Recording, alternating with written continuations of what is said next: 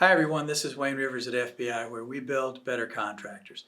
This week I want to talk about, is stress always bad? Last week, is pessimism good for you? This week, is stress always bad? It's like a theme here, but we'll try to get away from it next week, okay? So my daughter taught me about this some time ago.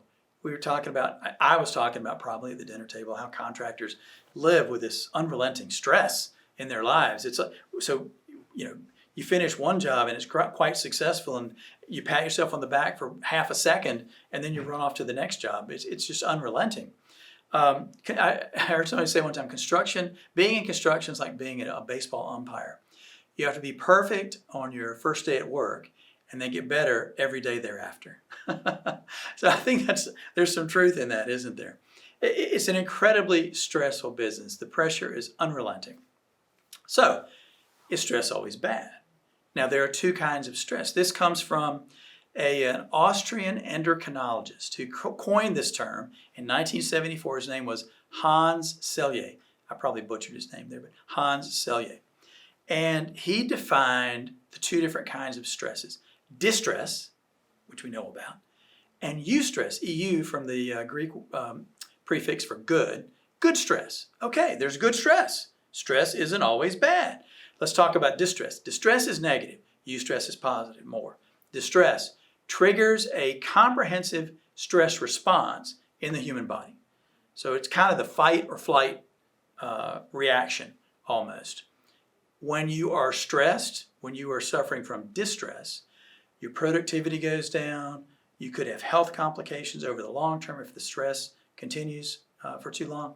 You could have anxiety, depression, irritability, a bad day. I mean, you could just go home with a bad day. Distress is negative. It's bad. We seek to avoid it. Eustress, on the other hand, is positive. It occurs when we face challenges and overcome them. The challenges that we face need to be within our abilities to cope, but we don't always know what abilities lie dormant within us, right? So these eustress situations have to provide stresses sometimes that we just don't know if we can accomplish. So distress can actually turn into eustress. For example, a super challenging project. You're thinking, oh, I'm X years old. I've never managed a project like this. It's so complicated. The time duration, the money involved, the number of different trades on the job site, it's going to be crazy. I don't know if I can do it. That creates distress. But as you get through the project and you see yourself marching through and accomplishing daily goals and tasks, you realize you have this project in hand. That turns into eustress. You've learned that a project you thought was outside of your capability wasn't outside your capability at all. Big presentations, you've got to go before a client and you're competing for work, with these other, AAA firms from around the region. You start a new job, you get promoted from project exec to assistant project manager, whatever it is. That's a real distress, uncomfortable situation that can turn into eustress as you become accustomed to doing the new job. Even things like training for a marathon, right? So you think, gosh, I'm going to start running again. I'm actually not going to just run around the block a few times. I'm going to train for my first ever marathon. I remember my mom did her first 10K race when she was 40 years old. She was very proud. She didn't think she could do it. Distress. It caused her some anxiety. She did it. Eustress. She accomplished the goal. Okay? Examples of eustress situations.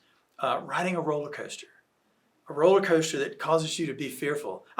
My wife loves roller coasters. I'm not sold. I'm okay on the smaller ones for us. My wife is crazy. She'll ride any roller coaster. Holy moly, she loves it. Riding a roller coaster is a eustress situation potentially. Exercise goals. The birth or the death of loved ones. That creates a different circumstance in life. So it creates distress that can turn into eustress. I know that neither Lisa nor I was really quite ready to be married when we got married, and we certainly weren't ready to have children. We had some distress, but guess what? We managed to muddle through, and we created eustress out of it. Networking and business development. Lots of people are uncomfortable with BD. I'm not. I am uncomfortable with networking, however. I hate networking, but you get tossed into a crowd, by gosh, you swim around for a while, you come up for air, and you're fine. So that's, again, a eustress type situation.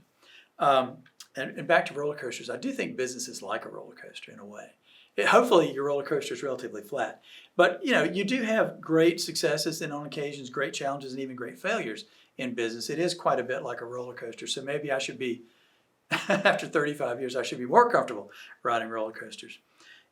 Your attitude and your interpretation of events determines whether you perceive something as eustress or distress. So you could perceive it as distress in the beginning and it turns into eustress later, or it just stays distress because it's a bad situation. It goes on for a long period of time and it doesn't really get any better and it creates real problems for you.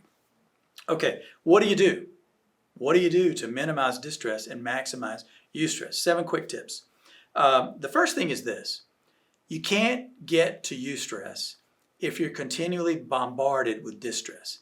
If you're overloaded, overworked, too many projects, too much pressure, too many deadlines, you're just overwhelmed. But things are going bad at home. It just seems like nothing in life is quite coming together for you. You're not going to be able to enjoy eustress because you've got too much distress. You've got to shed that first. You've got to find a way. You've got to, whatever it is, you've got to find a way to shed some of that distress. Several ways to do that. Number 1, ask for help. Go to your boss, ask for help. Be honest, be truthful about the situation in which you find yourself. Ask for help, ask for assistance. Nobody wants to see their people struggle. Nobody wants to see their projects struggle. So you'll get the help that you need. Second thing is, talk about your priorities with your teams. Organize your priorities. Maybe part of the distress you're experiencing is coming from not exactly having your priorities in the right order. So discuss these things with your team and get their perspectives on what you can do and how you can do it. Third thing, clarify the scope of what you're doing. Make sure that you know exactly what you should be doing, but just as important, what you should not be doing. Where are the boundaries? Where are the bright lines? The fourth thing, break every project, everything in life that you're doing, break it down into small, bite-sized chunks. What's the Chinese proverb? A journey of 1,000 miles begins with a single step. So break everything you can into manageable chunks so you can get through.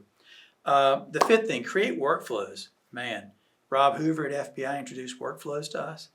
For routine things you do over and over and over again, and you have to reinvent the wheel every time. Oh no, create a workflow so that you can automate it and put it together. Maybe we should have Rob do a vlog on workflows at some point. The sixth thing, appreciate others. Everybody wants recognition in their jobs. How do you get that? The way you get it is by appreciating and recognizing others in their jobs. If you want a friend, be one. I heard that ages ago from a very wise entrepreneur. If you want a friend, first be one. If you want appreciation and recognition in your job, give it first and it'll rebound to you. And the seventh thing, think positively.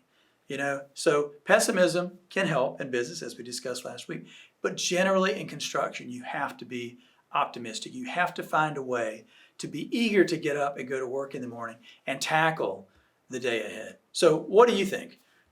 Is stress always bad?